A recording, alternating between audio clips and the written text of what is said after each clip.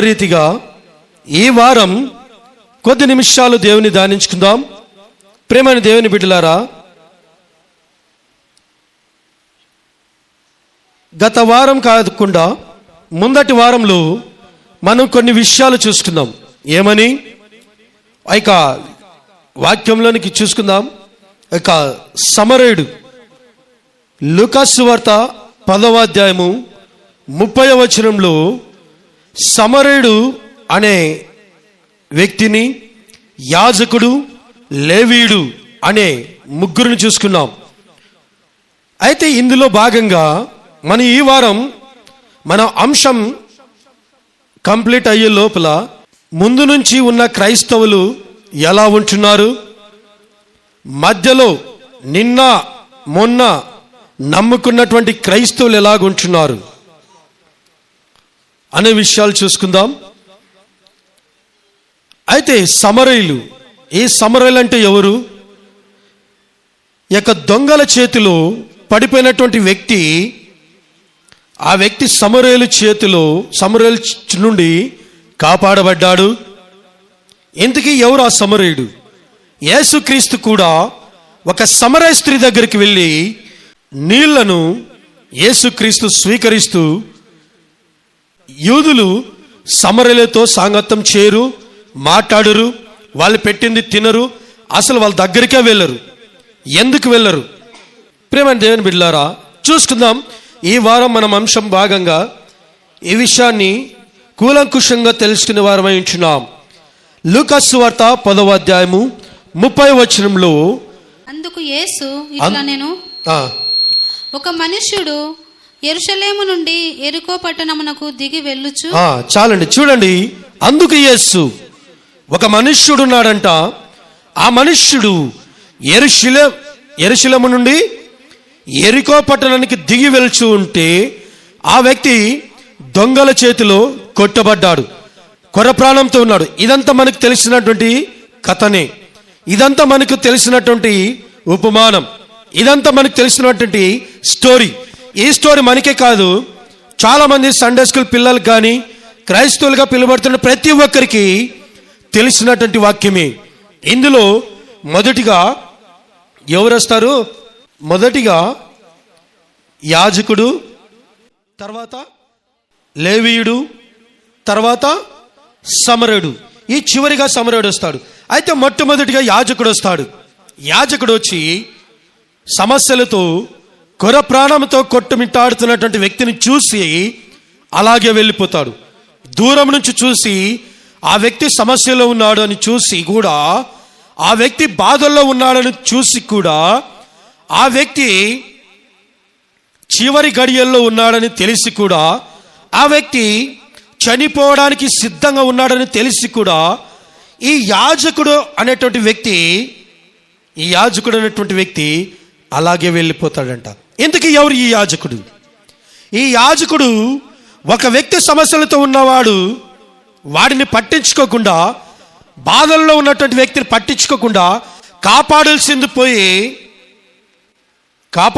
పోయి అలా చూసి, నాకెందుకు ఈ గొడవ, నాకెందుకు ఈ సమస్య అని చెప్పేసి వెళ్ళిపోతుంటున్నారు. రీసెంట్గా కర్నూలు చిన్నటేకూరు ప్రాంతంలో ఒక బస్సు కాలిపోతుంటున్నప్పుడు అక్కడ కొంతమంది చూస్తూ వీడియో తీస్తుంటున్నారంట, ఫోటోలు తీస్తుంటున్నారంట. అయితే ఎవ్వరు కాపాడలేకపోతుంటున్నారు. కానీ ఒక వ్యక్తి మాత్రం అక్కడికి వెళ్ళి కాపాడి 10 మందిని అతని కారులో తీసుకెళ్ళి హాస్పిటల్ అడ్మిట్ చేశారు. ప్రేమైన దేవుని బిడ్డలారా, ఎందుకు నీ మాట చెప్తుంటున్నా అంటే, బైబిల్లో కూడా కాపాడాలి, రక్షించాలి, సమస్యలతో ఉన్న వారిని ఆదుకోవాలని పైగా చెప్తారు. కానీ ఆ సమస్య వచ్చినప్పుడు, ఆ గడియ వచ్చినప్పుడు, ఆ సిచ్యుయేషన్ వచ్చినప్పుడు ఎవ్వరు దగ్గరికి రారు, దూరముగా వెళ్ళిపోతారు. చూస్తూ వీడియోలో ఫోటోలు తీస్తారే తప్ప ఆ వ్యక్తిని కాపాడడానికి ఇష్టపడరు. అలాగునే ఇంతకీ ఈ యాజకుడు కూడా అలాగ చేశాడు. ఇంతకీ ఈ యాజకుడు ఎవరు? ఈ యాజకుడు ఎలాంటి వ్యక్తి? ఈ వాక్యంలో యాజకుడు వస్తాడు, లేవీయుడు వస్తాడు, సమరయుడు వస్తాడు. ఇంతకీ యాజకుడు ఎవరు? ఆయన బ్యాక్గ్రౌండ్ ఏంటి? ఇంతకీ యాజకుడు ఎక్కడి నుంచి వచ్చాడు, వాళ్ళ పుట్టుపూర్వ గోత్రాలు ఏంటివి? తర్వాత లేవీయుడు, ఈ లేవీయుడు ఎవరు, వాళ్ళ పుట్టుపూర్వ గోత్రాలు ఏంటి, ఆయన ఎలాంటి వ్యక్తి, ఎలాంటి ఆయన గురించి చూసుకుందాం. సమరీయుడు, ఈ సమరీయుడు గురించి కూడా మనము చూసుకుందాం. అయితే ఈ ముగ్గురు గురించి చూసుకుందాం. ఈ యొక్క యాజకుడు అలాగ వచ్చి చూసి కూడా కాపాడకుండా వెళ్ళిపోతాడు. ఇంతకీ ఈ యాజకుడు ఎవరు? ఈ యాజకులు ఎలాంటి వృత్తిని కలిగినటువంటి వారు? ఈ యాజకులు ఏ పని చేసేటువంటి వారు? ఈ యాజకులు వారి యొక్క వృత్తి, వారి యొక్క కులం, వారి యొక్క మతం ఏంటి? ఆ విషయాన్ని ఒక్కసారి మనము ఈ యొక్క క్రొత్త నిబంధన నుంచి పాత నిబంధనకు వెళ్ళినట్లయితే చూద్దాం. 2వ రాజుల గ్రంథము చూడండి, 2వ రాజుల గ్రంథము ఇక 17వ అధ్యాయము 25వ వచనం. అయితే వారు కాపురం ఉండని ఆరంభించినప్పుడు యెహోవా యందు భయభక్తులు లేని వారు గనుక యెహోవా వారి మధ్యకు. ఇక్కడ చూడండి, ఒక మాట గమనించాలి మనము. ఈ సమరయుడు, యాజకుడు, లేవిడి ఈ సన్నివేశంలో ఎవరు కాపాడారు? దొంగల చేతులు ఉన్నటువంటి వ్యక్తిని, కొర ప్రాణంతో ఉన్నటువంటి వ్యక్తిని ఎవరు కాపాడారు? సమరయుడు కాపాడాడు. ఎవరు కాపాడలేదు? యాజకుడు కాపాడలేదు. ఇక్కడికి 2వ రాజుల గ్రంథము 17వ అధ్యాయము 25వ వచనంలో మనం చూసుకున్నట్లయితే దీనికి పూర్తిగా ఆపోజిట్ ఇది. ఏది?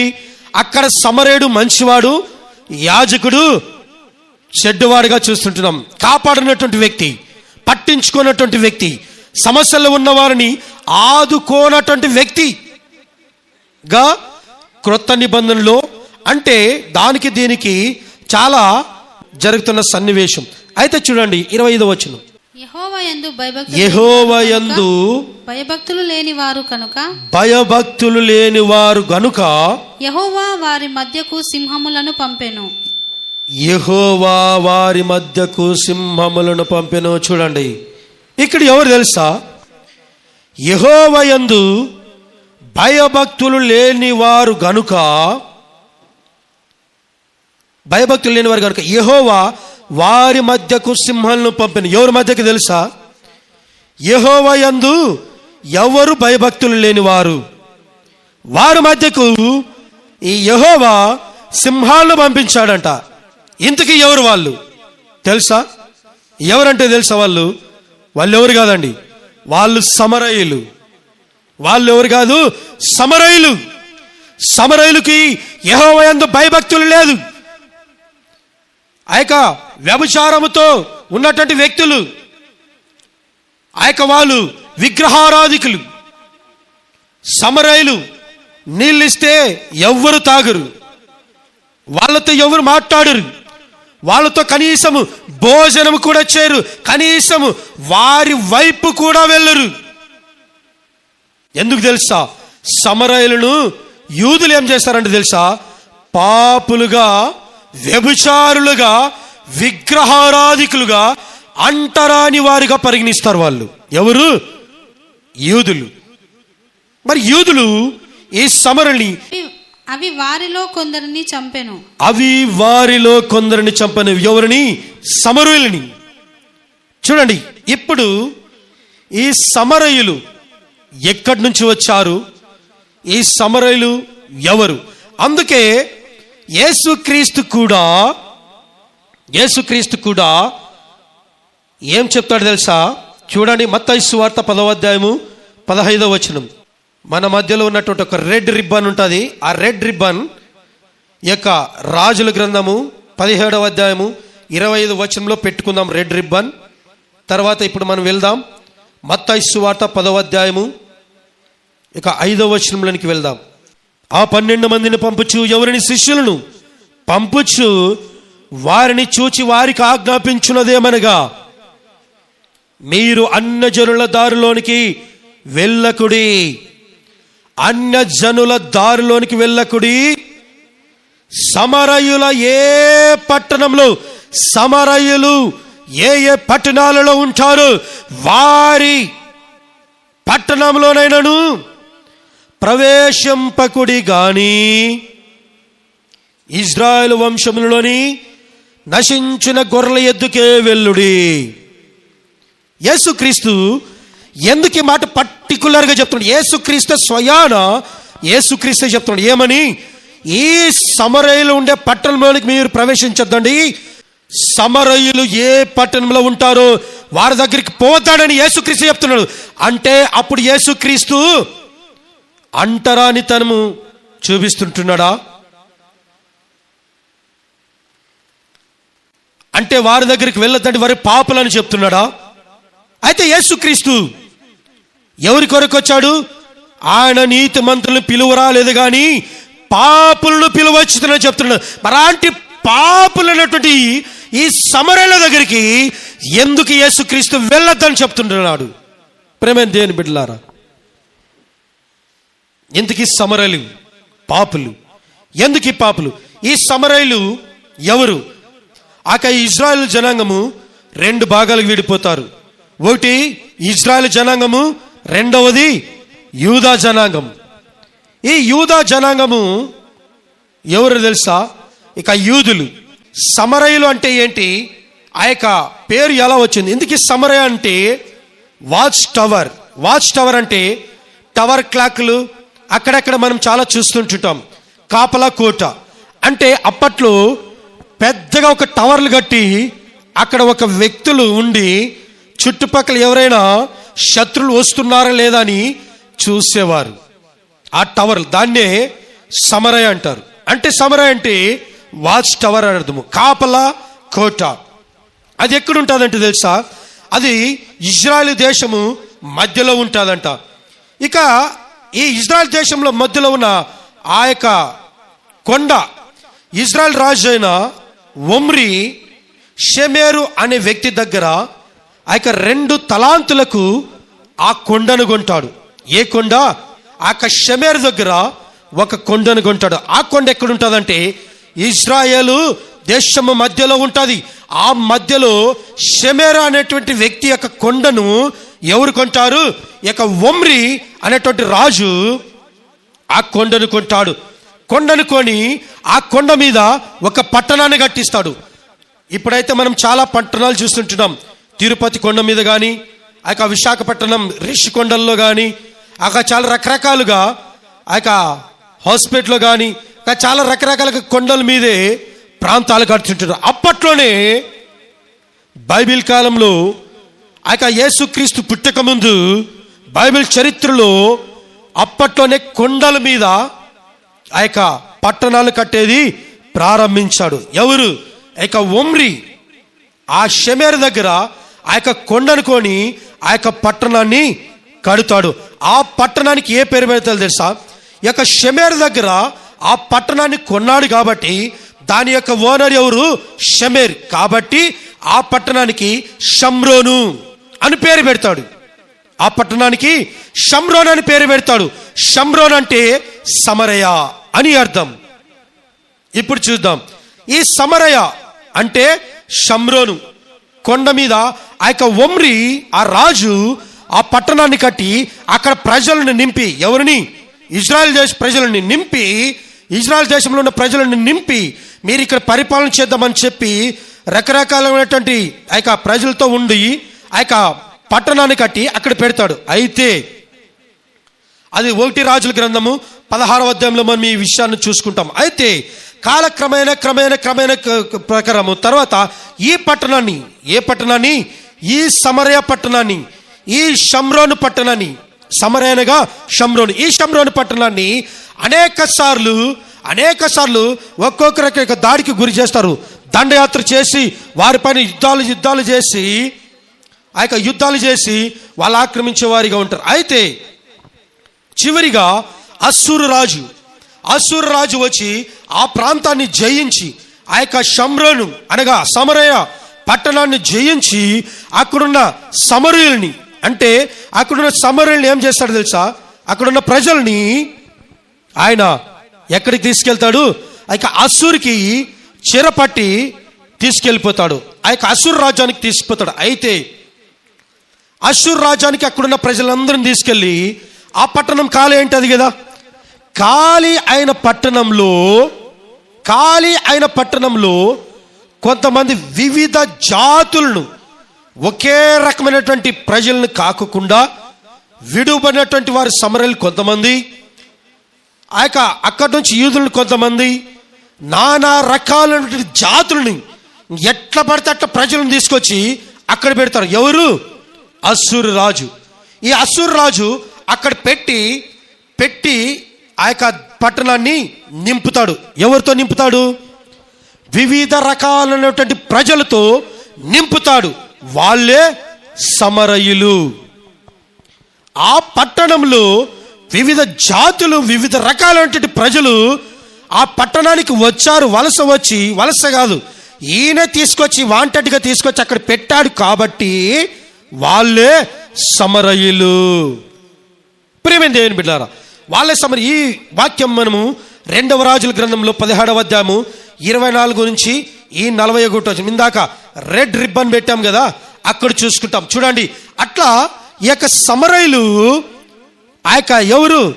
వివిధ రకాలైనటువంటి జాతులైనటువంటి మనుషులు. ఆ సమరయులు ఏమి చేశారంట?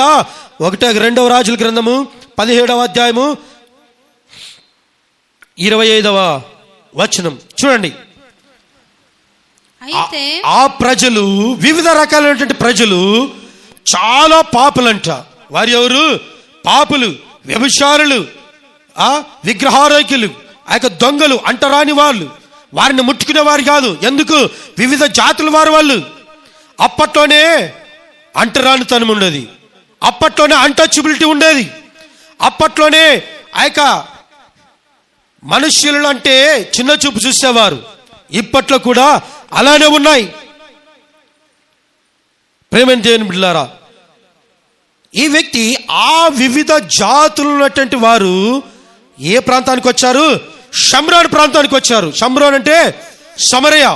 వాళ్ళే సమరయులు. వాళ్ళు ఏమైపోయి ఉంటున్నారంటే తెలుసా? చూడండి, వారు ఏమై ఉంటున్నారు? యెహోవాయందు భయభక్తులు లేని వారు గనక యెహోవా వారి మధ్యకు సింహములు పంపెను. అవి వారిని కొందరిని చంపెను. తమరు పట్టుకొనిన షమ్రోను పట్టణంలో తాముంచిన జనులకు ఆ దేశపు దేవుని మర్యాద తెలియకున్నది గనుక సింహములను పంపించెను. ఆ యొక్క షమ్రోను పట్టణంలో ఎవరు ఉండేవాళ్ళు? అప్పుడు ఇజ్రాయేల్ యూదులు ఉండేవారు. వాళ్ళు దేవుడు ఎవరు? యెహోవా దేవుడు. ఇప్పుడు వచ్చిన వాళ్ళు వివిధ జాతుల వారు. వాళ్ళకి ఆ దేవుని పట్టించుకునే వారు కాదు, దేవుడు అంటే లెక్క చేసేవారు కాదు. వారు మాకు దేవుడు అవసరం లేదు, మేమే కొత్త దేవతలను కట్టుకుంటామని విభిన్న రకాలైనటువంటి దేవతలను ఆరాధించేవారు, దేవతలను తయారు చేసుకునేవారు, దేవతలను కట్టుకునేవారు. వారు ఎవరు? వివిధ జాతుల వారు. వారే సమరయులు. వారికి విశ్వాసం ఉండదు, వారికి ఎంత చెప్పినా వినరు, వారు యూదులతో సాంగత్యం చేయరు. చూడండి, రాను ఏమైంది తెలుసా? వారు వ్యభిచారులు, ఇలాంటి అన్ని రానితనం వారు కాబట్టి వారి దగ్గరికి దేవుడు ఏం చేశాడంట? సింహాలను పంపించాడు. సింహాలను పంపించిన తర్వాత ఇజ్రాయేలులు దేవుని మర్యాద వారికి తెలియనందున, ఇజ్రాయేలులు దేవుడి మర్యాద తెలియదు, ఆ యొక్క మోషే ధర్మశాస్త్రం వారికి తెలియదు, ఆ యొక్క తోర గ్రంథం వారికి తెలియదు, వారికి యొక్క 10 ఆజ్ఞలు తెలియదు. విశ్వసించేవారు కాదు, ఆచరించేవారు కాదు, నమ్మేవారు కాదు. అలాంటి వారు ఎవరు తెలుసా? సమరయులు. అయితే ఇదంతా స్టోరీ మనకి ఎందుకు అనుకుంటే, మనకు కావాల్సింది యాజకుడు కదా. క్రొత్త నిబంధన గ్రంథంలో ఉన్న యాజకుడు దొంగల చేతిలో పడిపోయినటువంటి, కొట్టబడినటువంటి వ్యక్తిని పట్టించుకోకుండా, ఆదుకోకుండా, కాపాడకుండా వెళ్ళిపోయాడు. అయితే ఇక్కడున్నటువంటి వ్యక్తి ఎవరో చూద్దాం. అష్షూరు రాజుతో చూడండి, అక్కడ ఉన్నటువంటి ప్రజలు ఆ యొక్క సింహాలను, ఆ యొక్క దేశంలో ఉన్న సమరయులు అందరినీ చంపుతున్నాయని చెప్పేసి అక్కడ ఉన్నటువంటి కొందరు అష్షూరు రాజుతో ఏమని మొరపెట్టుకున్నారు తెలుసా? చూడండి, అష్షూరు రాజుతో మనవి చేయగా, అప్పుడు 27వ వచనం, అష్షూరు రాజు అచ్చట నుండి తేబడిన యాజకులలో ఒకరిని అచ్చటికి మీరు తీసుకొని పోండి అని చెప్తున్నాడు. ప్రియమైన దేవుని బిడ్డలారా, చాలా జాగ్రత్తగా విందాం, చాలా జాగ్రత్తగా గమనిద్దాం. ఇక్కడ అష్షూరు రాజు ఏం చెప్తున్నాడు తెలుసా? అక్కడ ఉన్నటువంటి యాజకులలో, ఇక్కడ మా దగ్గర కొంతమంది యాజకులు ఉన్నారు, ఈ యాజకులలో ఒక వ్యక్తిని మీరు తీసుకెళ్ళండి. ఎక్కడికి?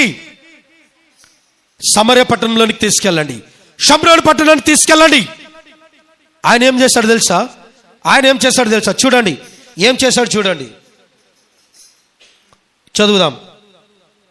కాగా షమ్రోనులో నుండి అష్షూరు రాజు అచ్చటి నుండి తేబడిన యాజకుని అచ్చటికి మీరు తెచ్చుకొని పోడని అతడు అచ్చటికి పోయి కాపురముండి ఆ దేశపు దేవుని మర్యాదను వారికి నేర్పవలనని ఆజ్ఞాపించును. ఈ అష్షూరు రాజు యొక్క యాజకునికి ఆ దేశపు యొక్క దేవుని గురించి, యెహోవా దేవుని గురించి, ఆ యొక్క ధర్మశాస్త్రం గురించి, తోరా గ్రంథం గురించి, ఆజ్ఞల గురించి మీరు చెప్పి పాపంలో ఉన్నటువంటి వ్యక్తులను, విగ్రహారాధనలో ఉన్నటువంటి వ్యక్తులను బయటికి తీసుకురండి, దేవుళ్ళకి నడిపించాడని అని చెప్తే ఏం చేశాడు? కాగా షమ్రోనులో నుండి వారు పట్టుకొని వచ్చిన యాజకులలో ఒకడు వచ్చి బేతేలు అను ఊరిలో కాపురముండి యెహోవా యందు భయభక్తులుగా ఉండదగిన మర్యాదను వారికి బోధించెను. గాని జనులు తమ సొంత దేవతలను పెట్టుకొని షమ్రోనీయుల కట్టుకొనిన ఉన్నత స్థలముల మందిరములో వాటిని ఉంచువచ్చరి. ప్రేమ దేవుని బిడ్డలారా, ఇక్కడ ఈ యాజకుడు ఒక సేవకుడిగా కనపడుతుంటున్నాడు. ఇక్కడ యాజకుడు పాపంలో ఉన్నటువంటి వ్యక్తుల్ని మంచి మార్గంలో నడిపించే వ్యక్తిగా కనపడుతుంటున్నాడు. ఇక్కడ ఉన్నటువంటి యాజకుడు ఆ యొక్క నలిగిపోతున్నటువంటి, నశించిపోతున్నటువంటివి, ఆ యొక్క కృంగిపోతున్నటువంటి వ్యక్తుల్ని ఎక్కడికి తీసుకెళ్తుంటున్నాడు? మంచి మార్గానికి తీసుకెళ్తుంటున్నాడు. అంటరాని తనం ఉండకూడదని, వ్యభిచారము చేయకూడదని, విగ్రహారాధన ఎంత మాత్రము చేయకూడదని, మేము మనుష్యులే కాబట్టి మనమంతా ఒకే తండ్రి పిల్లలము కాబట్టి మనమంతా ఒకరమే, మన మధ్య తావరతమ్యాలు ఉండకూడదు, భేదాభిప్రాయాలు ఉండకూడదు, ప్రాంతాభిప్రాయాలు ఉండకూడదు, మీరు యూదులని, మేము గ్రీసు దేశస్థులమని, మేము సమరయులమని భేదము ఉండకూడదు, మనమందరం ఒకటే అని చెప్పేటువంటి వ్యక్తి ఎవరు? యాజకుడు. మరి ఈ యాజకుడు, దైవ సేవకుడు, దేవుని వైపు నడిపించే వ్యక్తి అక్కడ మాత్రము క్రొత్త నిబంధనలో కొర ప్రాణంతో కొట్టుమిట్టాడుతున్నటువంటి వ్యక్తిని పట్టించుకోకుండా పోతుంటున్నాడు. రాను ఏమైంది తెలుసా? దేవుని ప్రేమ చల్లారిపోయింది. పుట్టుకతో క్రైస్తవులము, మాకంతా తెలుసు, బైబిల్ తెలుసు, మీరు నిన్న మొన్న వచ్చినారు, మీకు దేవుని గురించి ఏమీ తెలీదు, క్రైస్తవులు అంటే మీకు తెలీదు కాబట్టి మేమే గొప్ప వాళ్ళము, మాకే అన్నీ తెలుసుకునేవారంతా ఇప్పట్లో చాలా మంది లేకపోలేరు. కొంతమంది మాత్రమే నిజాయితీగా పనిచేస్తున్నారు. కానీ నిజాయితీగా చెప్పాలంటే పుట్టుకతో తాతల నుంచి ముత్తాతల నుంచి క్రైస్తవులుగా పడుతున్నటువంటి వారు ప్రతి ఒక్కరు తాగుడికి అలవాటు పడుతూ, ఆ యొక్క వ్యభిచారంలో పడుతూ, ఆ యొక్క ఇతరుల మతస్థులను, ఇతర వ్యక్తులను అంటరానితనం వారిగా చూస్తూ, ఇప్పటికీ అలాంటి వ్యక్తులను చూస్తే సిగ్గుచేటు. అలాంటి బ్రతికేదానికంటే అన్యుడిగా జీవించేది బెటర్. ఇలాంటి వారి నుంచే క్రైస్తవత్వానికి సిగ్గుచేటు. ప్రేమైన దేవుని బిడ్డలారా, మేము అప్పటి నుంచి క్రైస్తవులు అంటారు కానీ చేసే పనులు మాత్రము అవే. ఈ యాజకుడు కూడా అంతే. అప్పట్లో దేవుని సేవకుడైనటువంటి ఈ యాజకుడు ఆ యొక్క పాపులైనటువంటి సమరయ పట్టణంలోనికి వెళ్ళినటువంటి ఈ యాజకుడు ఇక్కడ ఒక వ్యక్తిని మాత్రము రక్షించుకోకుండా అలానే వెళ్ళిపోయాడు. ఇప్పట్లో కూడా చాలా మంది ఉంటున్నారు. క్రైస్తవులు అంతే. ఆపదలు ఉన్నవారిని మాత్రము ఆదుకోరు. అంటరానితనం ఇప్పటికీ క్రైస్తవులుగా పిలువబడుతుంటున్న వారు కూడా కొంతమంది చూపిస్తుంటున్నారు. అందరు కాదండి, కొంతమంది. ఏమీ లేని వారు చర్చికి వస్తే వారిని ఒక చూపు చూడడము, ఉన్నవారి చర్చికి వస్తే వారిని ఒక చూపు చూడడం. ఉన్నవారినేమో అన్ని రంగాల్లో, పాటల్లోను, వాక్యంలోను, ఆ యొక్క పెద్ద మనుషుల నియామకంలోను, ప్రతి వాటిలోను వాళ్ళని పెట్టడమే.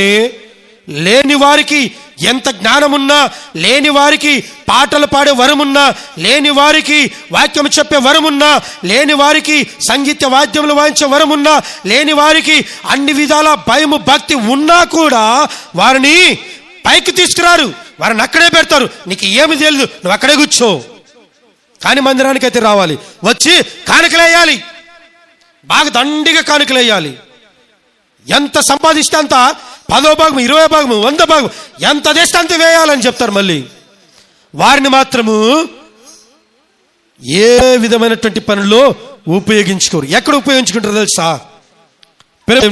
వారిని ఎక్కడ ఉపయోగించుకుంటారో తెలుసా?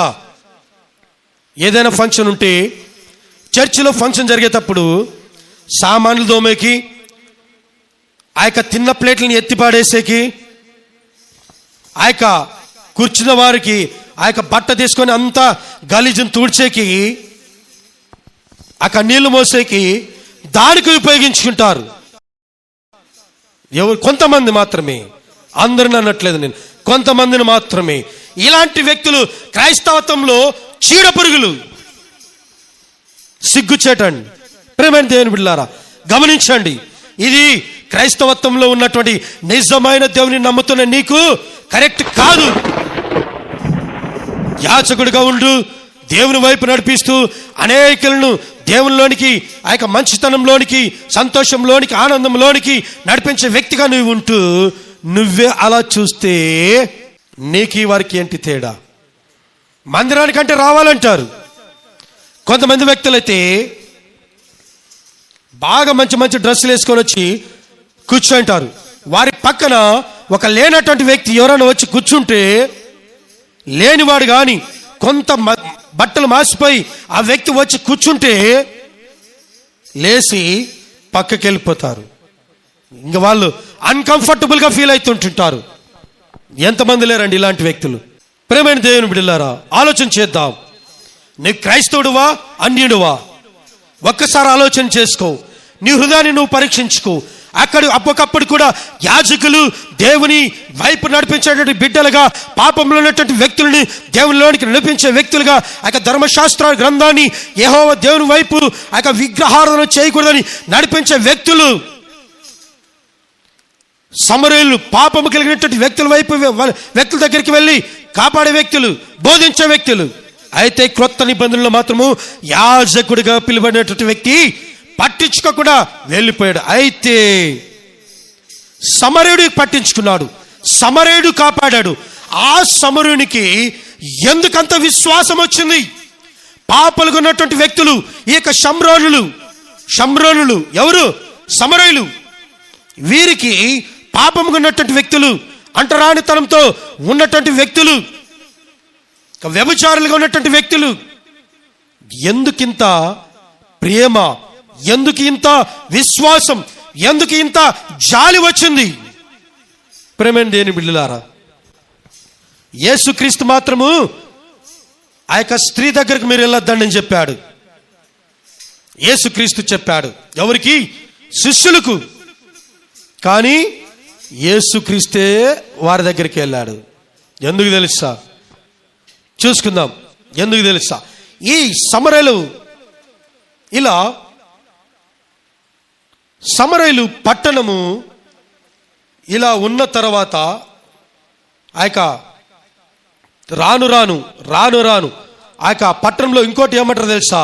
వాళ్ళు ఎప్పుడైతే ఆ యొక్క యాజకుడు వచ్చి ఆ యొక్క దేవుని వైపు నడిపిస్తాడు, అప్పుడు ఏమవుతారంటే తెలుసా? కొంతమంది ఎవరు? సమరయులు మార్పు చెంది యెహోవా దేవుని ప్రారంభించడం మొదలు పెడతారు. ఎవరు తెలుసా? యాజకుడు వచ్చి, ఒక సేవకుడు వచ్చి, ఒక దైవ సేవకుడు, ఒక పాస్టర్ వచ్చి మొత్తం వారి యొక్క జీవితాలను మార్చిన తర్వాత వాళ్ళు ఏమనుకుంటారు తెలుసా? అయితే ఇప్పటి నుంచి నేను కూడా దేవుని వైపు వెళ్ళాలి, ఇప్పటి నుంచి నేను కూడా మందిరానికి వెళ్ళాలి, ఇప్పటి నుంచి నేను కూడా దేవునిలో నడుచుకోవాలి. వ్యభిచారాన్ని, దొంగతనాన్ని, హత్యలు, హంతకులు, అబద్ధ సాక్ష్యములు, విగ్రహారాధనలు అన్ని విడిచిపెట్టి దేవుని వైపు నేను నడుచుకోవాలని అనుకొని వారు ఏం చేస్తారంటే తెలుసా? ఎజ్రా గ్రంథము 4వ అధ్యాయము 2, 9, 10 వచనాల్లో, ఆ యొక్క ఎజ్రా గ్రంథము 4వ అధ్యాయము 2, 9 వచనాల్లో వాళ్ళు దేవుణ్ణి ఆరంభించడం మొదలు పెడతారు. ఆరాధించడం మొదలుపెట్టిన తర్వాత, ఈ మందిరం కట్టిన తర్వాత వాళ్ళు ఏం చేస్తారంట, ఈ సమరయులు మేము కూడా దేవుణ్ణే ప్రార్థిస్తున్నాం కదా. ఎవరితో అంటారు చెప్పండి? యూదులతో అంటారు. మేము కూడా సమరయులైనటువంటి మేము ఇప్పుడు మీ దేవుణ్ణి ఆరాధిస్తుంటున్నాము, కాబట్టి మనమంతా కలిసి దేవుని ఆరాధన చేద్దాము, దేవుని వైపు నడుచుకుందాము, మనమంతా కలిసి ఒకవైపు వెళ్దాం అనంటే, ఈ కాలంలో లేనటువంటి వ్యక్తులు, స్థితి తినడానికి కూడా లేనటువంటి వ్యక్తులు కానీ, కట్టుకోవడానికి సరిగ్గా దుస్తులు లేనటువంటి వ్యక్తులు కానీ ఏదో అంత కొంత డబ్బు సంపాదించుకొని మందిరానికి వచ్చే వ్యక్తులను చూసి కొంతమంది ఉన్నవాళ్ళు, బాగా బలిసిన వాళ్ళు ఏమంటారు తెలుసా? రండి కలిసి కూర్చొని బాగా నువ్వు నేను చేతులకు చేసుకొని దేవుని ఆరాధన చేద్దామని అంటున్నారా? అనట్లేదండి. కొంతమంది ఇప్పటికీ అంటరానితనం చూపిస్తుంటున్న వారి పట్ల కొందరు ఉంటున్నారు, అందరు కాదు, కొందరు ఉంటున్నారు. నేను చాలా మందిని చూస్తాను. వాడు కూలి పని చేసుకున్న వాడిని ఒకవైపు, ఉద్యోగం చేసుకునే వాడిని ఇంకోవైపు చూసేవారు ఉంటున్నారు. ఆ యొక్క కూలి పని కష్టపడి చేసుకునే వాడికి ఎంత టాలెంట్ ఉన్నా కూడా వానికి బాగా ఉద్యోగము ఏమి పనికిరాడు వాడు పాపం చేస్తాడు, వాడు తాగుబోతు, తిరిగిపోతూ, వాడి సాయంత్రం అయితే బార్లోన, ఆదివారం కాకుండా సోమ, మంగళ, బుధవారాల్లో సినిమా హాల్లో ఇష్టానుసారంగా తాగుతూ తిరుగుతూ ఎంజాయ్ చేస్తాడు. కానీ ఆదివారం వస్తే మాత్రము వాడిని ఆరాధన ఇవ్వడానికి, ఆ రొట్టెనివ్వడానికి, ఆ యొక్క రసపాత్రనివ్వడానికి, కానుకలు పట్టడానికి కానీ, ప్రార్థన చేయడానికి కానీ, ఆ యొక్క పాటలు పాడడానికి కానీ, సంఘ ప్రకటనలు చేయడానికి కానీ పైకి లేపుతుంటారు. ప్రేమ దేవుని బిడ్డలారా, అది కరెక్ట్ కాదు. ఇక్కడ కూడా సేమ్ అదే జరిగింది. ఎవరికి? సమరులకి. యూదులు, అరే అయ్యా మనమంతా ఒకటే కదా, మీ దేవుణ్ణి మేము నమ్ముతుంటున్నాం కాబట్టి మనమంతా కలిసిపోదామంటే ఏమంటారు తెలుసా? ఆ యొక్క ఎజ్రా గ్రంథము 4వ అధ్యాయము 2వ వచనంలో చూద్దాం. జెరుబ్బాబెలు నొద్దకును, ఎక్కడ వస్తారంట తెలుసా? జెరుబ్బాబెలు దగ్గరికి వస్తారంట. జెరుబ్బాబెలు తర్వాత పెద్దలలో ప్రధానుల యొద్దకును వచ్చి, మీరు ఆశ్రయించున్నట్లు మేమును మీ దేవుని ఆశ్రయించు వారము. ఇచ్చటికి మమ్మను రప్పించిన అష్షూరు రాజైన ఏసర్హద్దోను ఎక్కి కాలము మొదలుకొని మేము యెహోవాకు బలులు అర్పించు వారము, మేమును మీతో కలిసి కట్టెదమని చెప్పిరి. అందుకు జెరుబ్బాబెలును యేషూవయు ఇశ్రాయేలీయుల పెద్దలలో తక్కిన ప్రధానులను, మీరు మాతో కలిసి మా దేవునికి మందిరమును కట్టుటకు నిమిత్తము లేదు. చూడండి, ఇక్కడ ఈ పాపముతో నిన్న వ్యక్తి పాపి నుంచి మంచి వ్యక్తిగా మారి దగ్గరకు నేను కూడా మీతో కలిసి వస్తానంటే మీరు వద్దని చెప్తుంటున్నారు ఈ పెద్దలు. ఎవరు తెలుసా? పుట్టకతో క్రైస్తవులు, మాకు బాగా తెలుసు, మేము ఒక దైవ సేవకులను పిలువడుతున్నటువంటి వ్యక్తులు. ఏమంటున్నారు? ఎవరు? ఈ జెరుబ్బాబెలు, యేషువా అనే పెద్దలు. వారు ఏం చేస్తుంటున్నారు తెలుసా? అంగీకరించట్లేదంట. అరే మేము కూడా యెహోవాకి బలులు అర్పిస్తాము, మేము కూడా మాకు పాప ప్రాయశ్చిత్తము చేసుకుంటాము. ఎందుకు చెప్పు? బలులు ఎందుకు అర్పిస్తారంటే తెలుసా? అప్పట్లో పాపం పోవాలంటే రక్తం చిందింపబడాలి. ఎడ్ల ఎక్కువ, మేకలు ఎక్కువ, రక్తము, తొలిచూలు పిల్ల ఏదైనా కానీ ఆ యొక్క తొలిచూలు పిల్లను ఎప్పుడైతే రక్తం చిందిస్తారో అప్పుడే పాపం పోతుందంట ధర్మశాస్త్ర ప్రకారం ఇది. అయితే వాటన్నిటిని యేసుక్రీస్తు కొట్టేసి మీ అందరి రక్తము కొరకు, ఎడ్ల రక్తము కొరకు, ఆ యొక్క గొర్రెల రక్తము, పావురం రక్తము, ప్రతి తొలిచూలు బిడ్డ ఏదైతే పుడతాదో, యాక్చువల్గా చెప్పాలంటే తొలిచూలు పిల్ల యొక్క రక్తాన్ని చిందింపబడాలి. అప్పుడే పాప ప్రాయశ్చిత్తం. అయితే ఆ తొలిచూలు పిల్లవాడిని నేను అని చెప్తూ, యేసుక్రీస్తు ఎవరు? తొలిచూలు బిడ్డ. ఆయన ఎవరికి? మరి యోసేపులకి. పాపము లేనటువంటి వ్యక్తి ఆయన. కన్యక గర్భమునందు పుట్టినటువంటి దైవ సమానుడు, దైవం ఆయన నా రక్తాన్ని చిందిస్తాను, వాటి రక్తం వద్దు, మీ అందరి కొరకు నేను ప్రాణం పెడతానని చెప్పేసి ప్రాణం పెట్టి రక్తాన్ని చిందించి, ఆ రక్తమును బట్టి, చిందింపబడిన రక్తమును బట్టి మనకు పాప విమోచన. ఆమేన్. దేవుని నామానికి మహిమ కలుగును గాక. అయితే ఇక్కడ ఇక జెరుబ్బాబెలు, ఇజ్రాయేలులో పెద్దలు వీళ్ళు. ఇజ్రాయేలులో యూదులలో పెద్దలు వీళ్ళు, పెద్ద మనుషులంట. ఇప్పుడు మనం చెప్పుకునేది కూడా పెద్ద మనుషుల గురించి. చాలా రకరకాలుగా అలాంటి వారు భూమి మీద ఉండి కూడా వేస్ట్.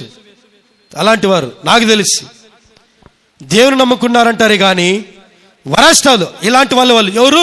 జెరుబ్బాబెలు లాంటి వాళ్ళు, అక్కడ యేషువ లాంటి వాళ్ళు, ఇంకా నెహెమ్యా అయితే ఏమంటారు తెలుసా? ఖరాఖండితంగా అస్సలు వాళ్ళు వద్దని చెప్తాడు. ఎవరు?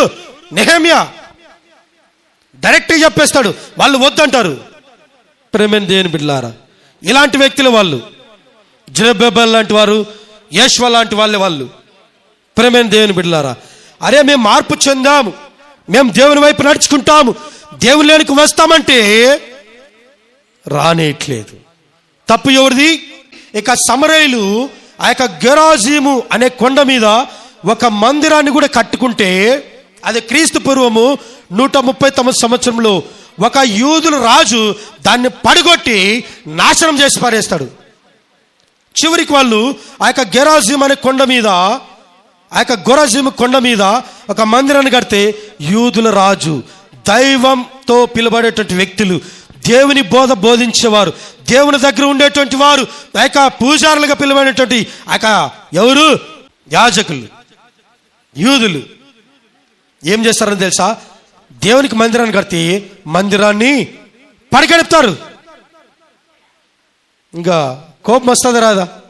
ఇలా కనుక చేస్తే ప్రతి వ్యక్తి కోపం వచ్చి ఆ యొక్క ఉన్న దేవుని దగ్గర కూడా రాకుండా పోతారు. ప్రియమైన దేవుని బిడ్డలారా, ఆ వ్యక్తి దేవుని దగ్గరికి వచ్చేదే గ్రేట్, దేవుని దగ్గరికి వచ్చేది గొప్పతనం. అంతేగాని నీవు అంటరానితనంతో తక్కువ చూపు చూసి నీ పక్కన వచ్చి కూర్చుంటే షేక్ హ్యాండ్ ఇస్తే షేక్ హ్యాండ్ ఇవ్వకుండా, ఆయన దగ్గరకు వచ్చి మాట్లాడితే దూరంగా వెళ్ళి మాట్లాడుతూ ఇలాంటి పిచ్చి పనులు, ఇలాంటి పాపిష్టి పనులు చేస్తే నీవు డైరెక్ట్గా నరకానికి. అంతే. ఇలాంటి వారికి పరలోకంలో స్థానము లేదు. ఇలాంటి వారికి ఆ నరకంలోనే చోటు. వాళ్ళు ఆడ వస్తారు, నా పక్కన కూర్చుంటారు, స్మెల్, కంపు వాసన అనుకుంటూ. నువ్వు ఇప్పటికీ ఒకవేళ అలాగే జీవిస్తుంటున్నట్లు ప్రియమైన దేవుని బిడ్డలారా, మర్చిపోవద్దు. దేవుని వాక్యాన్ని మర్చిపోద్దు. దేవుడు నీ కొరకు రక్తాన్ని చిందించాడనే విషయాన్ని మర్చిపోద్దు. యేసుక్రీస్తు ప్రభు చనిపోయి తిరిగి లేపబడ్డాడు, త్వరగా రాబోతుంటున్నాడు. ప్రతి ఒక్కరికి ఆయన న్యాయ పీఠం ఎదుట తీర్పు ఉన్నదని నీవు మర్చిపోవద్దు. ఆ తీర్పులో నీవు ఉంటావు, ఆ తీర్పులో మీరందరూ ఉంటారు. అప్పుడు మీకు నరకమే. ఎవరు ఎక్కడుంటున్నారు? అబ్రహాము రొమ్మున ఆనుకొని ఉన్న లాజరు లాగా వీళ్ళు ఉంటే, ఆ యొక్క ధనవంతుడిలాగా నీవు ఉంటావు. ధనవంతుడు ఎక్కడున్నాడండి? ఎక్కడున్నాడు? నరకంలో యాతన పడుతుంటున్నాడు. వీళ్ళు మాత్రము, లాజరు మాత్రము అబ్రహాము రొమ్మున ఉంటున్నాడు. దేవుని నామానికి మహిమ కలుగునగాక. ప్రియమైన దేవుని బిడ్డలారా, అయితే ఈ గెరాజీము కొండ మీద కూడా కట్టుకుంటే పాపం. అది కూడా అప్పటి నుంచి వాళ్ళకి ఏమైంది తెలుసా? ఈ రెండు జాతుల మధ్య, ఎవరెవరు? యూదులు సమరయుల మధ్య వైరము మొదలయ్యింది. అప్పటి నుంచి వీరు ఓపిక నశించిపోయింది. ఎవరికి? సమరయులకి. అరే మేము ఏమి లేనటువంటి వారమో అని దేవుని నమ్ముకుంటే వారు మమ్మల్ని దేవుని దగ్గరికి రానియట్లేదు. ఈ కాలంలో చాలా మంది అట్లా చేస్తుంటున్నారండి. దేవుని నమ్ముకొని దేవుని దగ్గరికి పోతామంటే దూరం చేస్తుంటున్నారు, దూరపరుస్తుంటున్నారు. మీరు మా దేవాలయంలోకి రాకూడదు, మీరు మా దగ్గర ఉండకూడదు, మీరు పలానాది చేయకూడదు, మీ స్థానము అదే అని చెప్పేసి అంటరానితనం చూపిస్తుంటున్నారు. అందుకే వీళ్ళు ఏం చేశారు, గెరాజిము కొండ దగ్గరికి వెళ్ళి ప్రత్యేక మందిరాన్ని కట్టుకుంటున్నారు. ఒకవేళ నువ్వు గనుక వాళ్ళని ఆ మందిరంలోనికి రానిస్తే, నీ పక్కన కూర్చోబెడితే, నీలోనికి ఆహ్వానిస్తే, నీతో పాటు కూర్చొని భోజనం చేయిస్తే వారు ప్రత్యేక మందిరాన్ని కట్టుకుంటారా? కట్టుకోరు. కట్టుకోవడానికి ఆ స్థానం కల్పించింది, కట్టుకోవడానికి ఆలోచన తెప్పించింది ఎవరు? నీవే. ఆ ఆలోచన నీవే గనుక తెప్పికుండా ఉండింటే, మనమందరం ఒకటే అనే ఆలోచన భావన ఉండింటే వీరి మధ్య వైరము వచ్చేది కాదు. ఎవరెవరి మధ్య? సమరయులు యూదులు. యేసుక్రీస్తు దగ్గరికి వద్దాం. ఇప్పుడు చూద్దాం, నేను ముగిస్తా. యేసుక్రీస్తు దగ్గరికి వద్దాం, ఆ యొక్క స్త్రీ దగ్గరికి చూద్దాం. యేసుక్రీస్తు సమరయుల పట్టణంలోనికి మీరు ప్రవేశించద్దండి అని చెప్పిన యేసుక్రీస్తు ఏం చేశాడు తెలుసా? సమరయుల పట్టణంలోనికి వెళ్ళి సమరయ స్త్రీ నుంచి దాహం నీళ్లు అడిగి తీసుకుంటున్నాడు. నీళ్లు అడిగి తీసుకుంటున్నారు. ఇప్పుడు చూడండి, ఇప్పటి నుంచి కథ మొత్తం రివర్స్ అయిపోయింది, సీన్ మొత్తం రివర్స్ అయిపోయింది. అప్పటిదాకా పాపముతో నిండి వ్యభిచారముతో నిండినటువంటి ఈ ప్రజలను దూరం పెట్టినటువంటి ఈ యూదులు, నాకు తెలిసి యేసుక్రీస్తు ఎందుకు అమ్మాట చెప్పింటాడు తెలుసా? వీరు సమరయల పట్టణంలోని పోరు. ఇంకోటి చెప్పాలంటే యూదయ నుంచి గలిలయ ప్రాంతానికి వెళ్ళాలంటే ఒకసారి చూడండి, ఇది యూదయ పట్టణము, ఇది గలిలయ పట్టణము. ఈ యూదయ పట్టణం నుంచి గలిలయ పట్టణానికి రావాలంటే మధ్యలో ఒక పట్టణం ఉంది. ఆ పట్టణం దాటి ఆ పట్టణానికి ఎంట్రీ అయ్యి గలిలయ పట్టణానికి రావాలి. అయితే ఈ పట్టణం ఏంటో తెలుసా? ఈ యూదయ పట్టణం నుంచి ఈ గలిలయ పట్టణానికి ఈ పట్టణంలో నుంచి రాకోకుండా ఈ యూదులు ఇట్లా తిరిగి లాంగులో వచ్చేవాళ్ళు. ఎందుకు తెలుసా? ఈ ప్రాంతం ఉండేది ఎవరు తెలుసా? సమరయ పట్టణము, సమరయల పట్టణం. ఇట్లా డైరెక్ట్గా వస్తే దగ్గరికి వెళ్ళిపోతారు వాళ్ళు. అయితే ఎంత దూరమైనా పర్లేదు, మేము ఇట్లా తిరిగి ఇట్లా వస్తామని అంటున్నారు. ఎవరు? యూదులు. వీళ్ళు మేమింత దూరమైనా 12 కిలోమీటర్లు 20 కిలోమీటర్లు దూరమైనా పోతాం, కానీ సమరయలు ఉండే పట్టణంలోనికి మేము పోము అనేవాళ్ళు. అందుకే ఇలా చేస్తారేమో, ఇంకా వారికి దేవుని పట్ల విశ్వాసము ఇంకా కోల్పోతారు, ఇంకా లాస్ట్కి ఈ దేవుని నమ్మరు అని తెలిసి యేసుక్రీస్తు మీరు ఆ పట్టణంలోనికి దయచేసి పోవద్దండి, ఇంకో దారి వైపు వెళ్ళండి. అక్కడ ఎవరు వెళ్తారు? నేను వెళ్తాను. అక్కడికి నేను వెళ్ళి నేనే వాళ్ళతో సహవాసం చేస్తాను, నేనే వాళ్ళతో మాట్లాడతాను, నేనే వాళ్ళతో ఆహారం తింటాను, నేనే వాళ్ళతో నీళ్ళు ఇప్పించుకొని తాగుతాను అని తెలిసి అది ఊహించి అది అనుకొని ఈ శిష్యుల్ని ఇక్కడ పంపించాడు యేసుక్రీస్తు. చూడండి, చూద్దాం. ఆ యొక్క యోహాను సువార్త 4:9 యేసుక్రీస్తు డైరెక్ట్ అటాక్ చేశాడు. ఎవరి దగ్గరికి? సమరయల దగ్గరికి. డైరెక్ట్ సమరయ స్త్రీ దగ్గరికి వెళ్ళాడు. సమరయ స్త్రీ మధ్యాహ్నం ఎండవేళ ఆ బావి దగ్గరికి వచ్చింది. ఏ బావి తెలుసు అది? ఆ బావి దగ్గరికి వచ్చింది. ఆ యొక్క యాకోబు బావి దగ్గరికి వస్తుంది. ఆ యొక్క యోసేపు ఆ యొక్క యాకోబు కోసము ఆ యొక్క బావి ఇస్తాడు. ఆ బావి దగ్గరికి ఎవరు వస్తారు? సమరయ స్త్రీ వస్తుంది. అది యాకోబు బావి. అది ఆ యాకోబు బావి దగ్గరికి ఆమె వచ్చి నీళ్లు చేస్తుంటున్నప్పుడు ఎవరు వస్తారు? యూదుడైన యేసుక్రీస్తు వస్తాడు. డైరెక్ట్ అటాక్ చేస్తాడు. అటాక్ చేసి నాకు నీళ్ళు ఇచ్చేసానంటాడు. అయ్యా, నీవు యూదుడువు. ఆయన వస్త్రధారంలోనే అర్థమైపోయింది ఆమెకి, నువ్వు యూదుడువు, నువ్వు నా నీళ్ళు ఎందుకు తాగుతుంటున్నావు? తప్పు కదా, మేము అంటరాని వాళ్ళు కదా, మేము పాపులం కదా, మేము వ్యభిచారులం కదా, దొంగతనంలో విగ్రహారాధికులు కదా, ఎప్పటి నుంచో మీకు మాకు వైరం ఉన్నది కదా. ఎప్పటి నుంచి?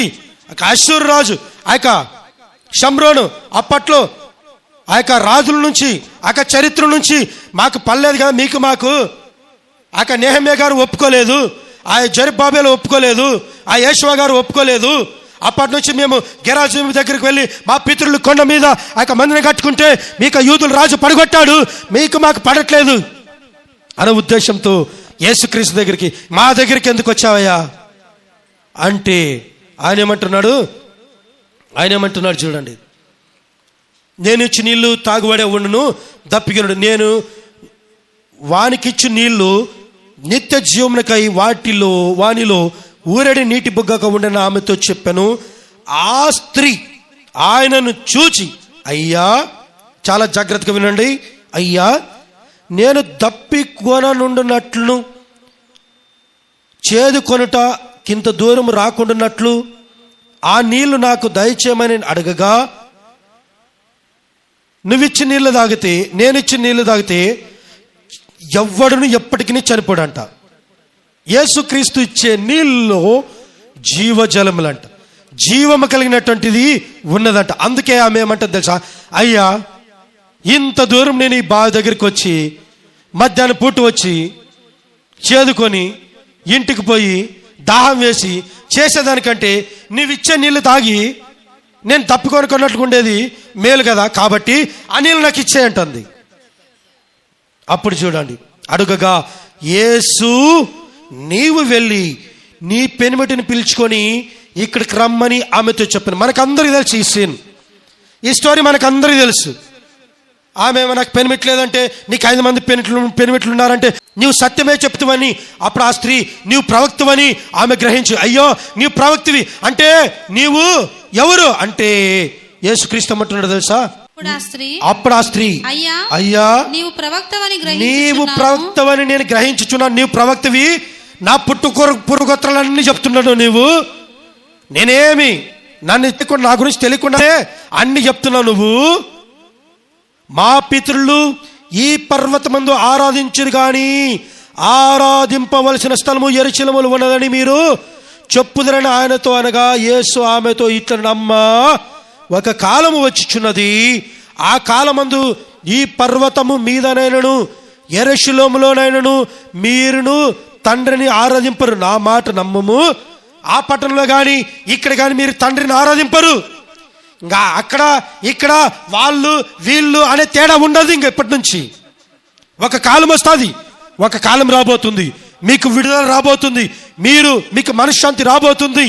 అక్కడ పట్టణంలో ఆ కొండ మీద ఒక ప్రాంతంలో దేవుడు, ఇక్కడుండే ఒక దేవుడు, ఆడుండే చర్చి వేరు, ఈ చర్చి ఉండేది. ఆ చర్చిలో యేసయ్య ఉంటాడు, ఈ చర్చిలో యేసయ్య ఉంటాడు. ఏ చర్చిలో పోయినా యేసయ్య తప్ప సైతానుండు, ఎవరు ఉండరు. కానీ ఆ చర్చి వేరు, ఈ చర్చి వేరు. అది పెద్దోళ్ళ సంఘము, ఉన్నోళ్ళ సంఘము, ఆ యొక్క సెలబ్రిటీల సంఘము.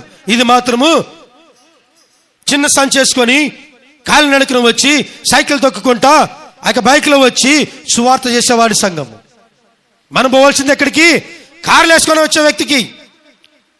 డైరెక్ట్గా మనతో పాటు ఉండకుండా ఆ యొక్క డిజిటల్గా స్క్రీన్ మీద చెప్పే వ్యక్తులు కావాలి, స్క్రీన్ల మీద చెప్పే వ్యక్తులు కావాలి.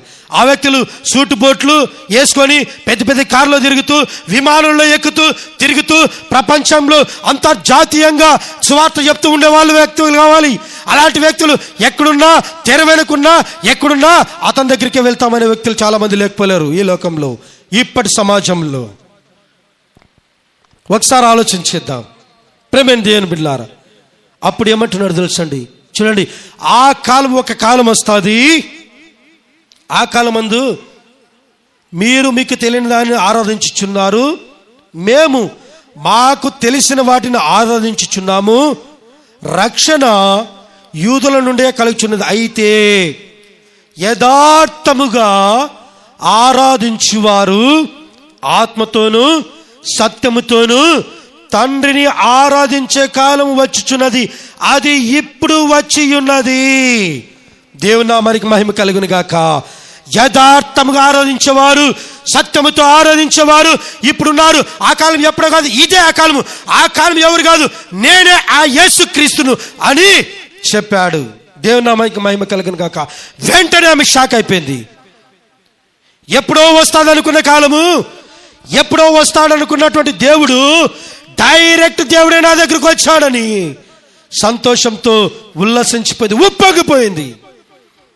తర్వాత దేవుడు ఆత్మ గనుక ఆరాధించేవారు ఆత్మతో సత్యముతో ఆరాధించాలి. యూదుడనియు సమరయుడనియు గ్రీసు దేశస్థుడనియు తేడా లేదు, గలిలీయుడని తేడా లేదు. ఆ స్త్రీ ఆయనతో క్రీస్తనబడిన మెస్సయ్య వచ్చునని నేనెరుగుదును, నాకు తెలుసు యేసుక్రీస్తు వస్తాడని ముందుగానే చెప్పబడింది, యెషయా భక్తుని ద్వారా చెప్పబడింది. కాబట్టి ఆ మెస్సయ్య వస్తాడని నాకు తెలుసు. కాబట్టి మాకు సమస్తము మీరే చెప్పండి, యేసుక్రీస్తు ఎప్పుడు వస్తాడు, ఆ మెస్సయ్య ఎక్కడ వస్తాడంటే ఆయన ఏమంటుండే యేసు 26వ వచనం, యేసు నీతో మాట్లాడుచున్న నేనే ఆ యేసునని చెప్పను. దేవుని నామానికి మహిమ కలుగును గాక. ఆమేన్. వెంటనే ఆమె మొత్తం విడిచిపెట్టి, తన కుండను విడిచిపెట్టి ఊరిలోనికి వెళ్ళి తీసుకొచ్చి అక ఈయన యేసుక్రీస్తు అని చెప్పి ఆ యొక్క గ్రామాన్నంతటికి చెప్పి, ఆ గ్రామం ఏమైంది తెలుసా? చూద్దాం, అలా కొంచెం కిందకు వద్దాం.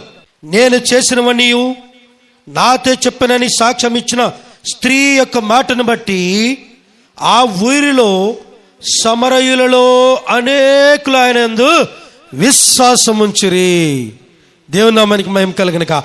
ఈ విశ్వాసం ఉంచిన సమరయులే దొంగల చేతిలో కొట్టబడినటువంటి వ్యక్తుల్ని మార్చారు, రక్షించారు. ఆ యొక్క కొర ప్రాణంతో ఉన్న వ్యక్తులను తీసుకెళ్లారు. యేసుక్రీస్తు డైరెక్ట్ గా అన్యులతో మాట్లాడితే ఇట్లా ఉంటుంది. అన్యులని యేసుక్రీస్తు అన్యుల హృదయంలోనికి వస్తే, పాపముతో ఉన్నటువంటి వ్యక్తులు హృదయంలోనికి వస్తే, వ్యభిచారంతో నిండినటువంటి వ్యక్తులు హృదయంలోనికి వస్తే, అంటరానితనంగా పరిగణించబడే వ్యక్తులు హృదయంలోనికి యేసుక్రీస్తు వస్తే ఎవ్వరు ఆపలేరు. వారికి మించిన మంచితనమైనటువంటి వ్యక్తులు ఎవ్వరు లేరండి. యాజకుడు, అక్కడున్న యాజకుడేమో ఇక్కడ పనికిరాని వాడి వ్యక్తిగా వెళ్ళిపోయాడు. పనికిరాను సమరయులు మాత్రము ఒక వ్యక్తిని కాపాడాడు, జాలి కలిగి ఉంటున్నారు. ఆ వ్యక్తిని తీసుకెళ్ళి కాపాడి పూటకుల వాని దగ్గరికి తీసుకెళ్ళి డబ్బులు ఇచ్చి, ఇంకా పూటకు కూడా గతి లేనటువంటి వ్యక్తి దగ్గరికి తీసుకెళ్ళి డబ్బులు ఇచ్చి, అయ్యా ఈయన కాపాడి ఈయనకి కావాల్సిన ఆహారం పెట్టి ఈయనకి ఏ వైద్యం కావాలో చేయించి, ఇంకా ఏమైనా డబ్బులు తక్కువ వస్తే నన్ను అడిగి నీకు ఇస్తానని చెప్పి గొప్ప విశ్వాసాన్ని కనపరుచుకున్నటువంటి ఏ గుడ్ సమరిటన్, ఒక మంచి సమరయుడు. ఎక్కడి నుంచి వచ్చింది దీనికి విశ్వాసం? అన్యులుగా ఉన్నటువంటి వారు, నూతనంగా రక్షింపబడినటువంటి వ్యక్తులు, యేసుక్రీస్తును కొత్తగా నమ్మినటువంటి వ్యక్తులే స్థిరంగా విశ్వాసంలోనికి వెళ్తారు. పాతకాలంలో నుంచి, అప్పట్లో నుంచి క్రైస్తవుల్లో ఉన్నటువంటి వారిలో విశ్వాసము లేదు. ఇప్పటికీ చెప్తాను, విశ్వాసం లేదు. తాగుడుకు, వ్యభిచారానికి, దొంగతనానికి, అసూయలకు, కక్షలకు, ఆ చీటి మాటికి, ఒకరి నుంచి ఒకరికి పుల్లలు పెట్టే విషయాల్లో ఒక ఆదివారం తప్పితే వాళ్ళు బల్లారాధనలో, ఆ యొక్క స్టేజ్లో, ఆ యొక్క పాటల్లో, ఆ యొక్క పెద్దల్లో, మిగతా ఎక్కడరా అంత పాపం వైపే కూర్చొని ఉంటారు. బార్లలో, సినిమా హాల్లో ఎక్కడ అక్కడే కూర్చొని ఉంటారు. ప్రియమైన దేవుని బిడ్డలారా, నేను ముగిస్తుంటున్నా. మిగతా భాగము వచ్చే వారం చూసుకుందాం. అయితే ఈ యొక్క విశ్వాసము, ఇంకా లేవీయులు ఉన్నారు. లేవీయుడు కూడా వస్తాడు కదా, లేవీయుడు కూడా అలా చూసి ఆయన కూడా పక్కకి వెళ్ళిపోతాడు.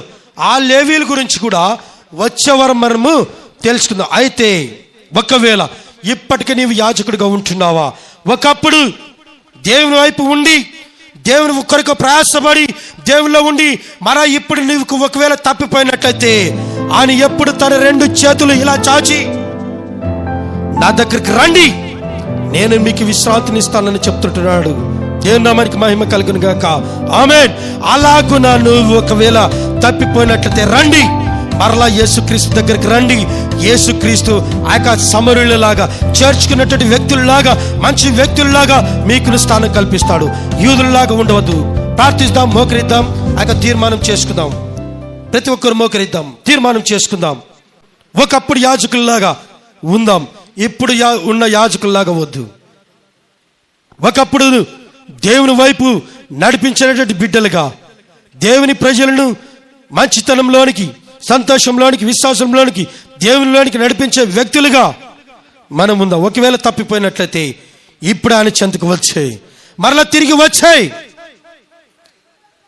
అంటే ఎక్కడికి?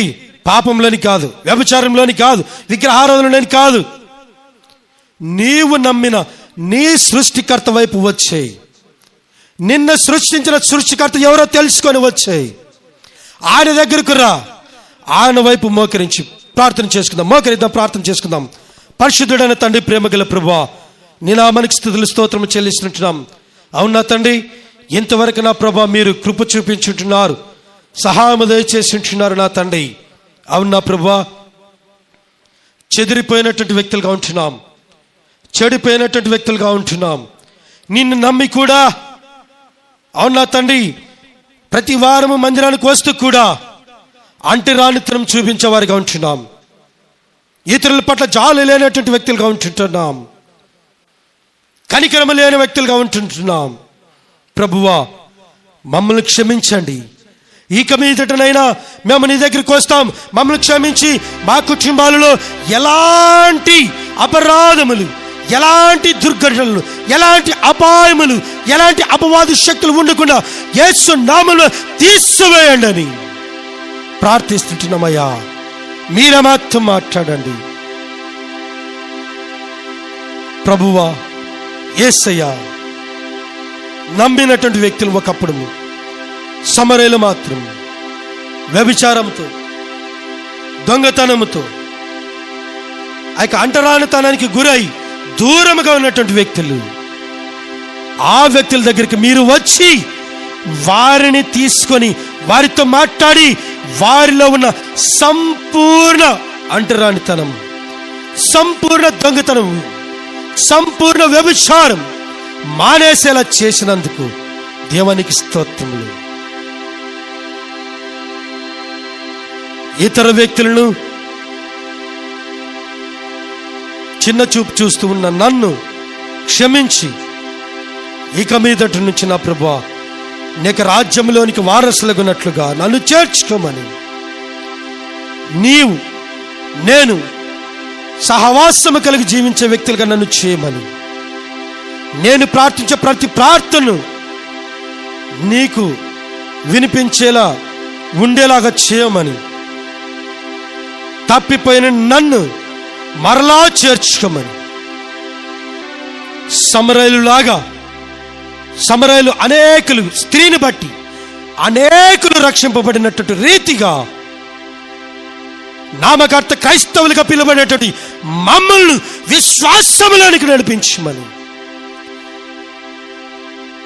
ఆ పాపము నుంచి విడుదల దయచేయమని, మా కుటుంబంలో ఉన్న అపవాది శక్తులను, మా యొక్క శరీరాలకు ఉన్నటువంటి అనారోగ్యములు యేసు నామములో తీసివేసి నీ నామం వైపు, నీ మార్గం వైపు, మంచితనం వైపు, అందరూ మనుష్యులే, అందరూ ఒకే తల్లి బిడ్డలే, అందరూ ఒకే తండ్రి బిడ్డలని తెలుసుకొని జీవించినటువంటి వ్యక్తులుగా మమ్మల్ని చేయమని నీకే వందనములు స్తోత్రములు చెల్లించుకుంటూ, మా కొరకు ప్రాణం పెట్టి చనిపోయి తిరిగి లేపబడి రానయ్యున్న యేసుక్రీస్తు అతి పరిశుద్ధమైనటువంటి నామములో ప్రార్థిస్తూ అడిగి వేడుకొంచుచున్నాము తండ్రి. ఆమేన్, ఆమేన్.